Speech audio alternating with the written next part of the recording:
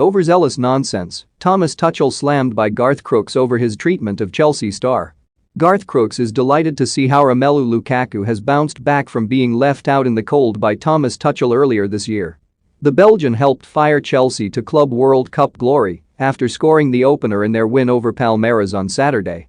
It marked quite the turnaround, just over a month on from when he was dropped by Tuchel after giving an interview to Italian media expressing his frustrations at the club and discussing a return to Inter Milan one day.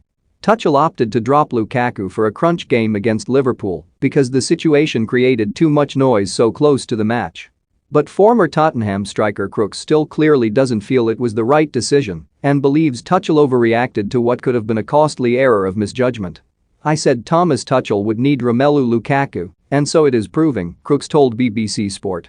The overzealous nonsense by the Chelsea manager in sanctioning the Belgium striker after he fell for the flattery of an interviewer in Italy almost cost Tuchel and the club.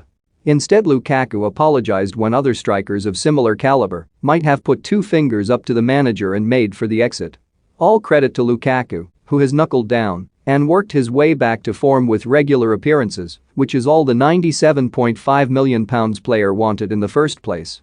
Lukaku led the line brilliantly against Palmeiras and was instrumental in Chelsea winning the Club World Cup for the first time in their history. Not a bad return. It's embarrassing. Chelsea players slammed for celebrating Club World Cup victory. Chelsea star thanks Thomas Tuchel for blocking move away from club Arsenal lineup. Huge summer move for Chelsea starlet as Gunners target 3 signings. Lukaku's goal against the Brazilian side took him into double figures for the season for the Blues in all competitions, with the Belgian hoping to get back to his best form for the business end of the campaign.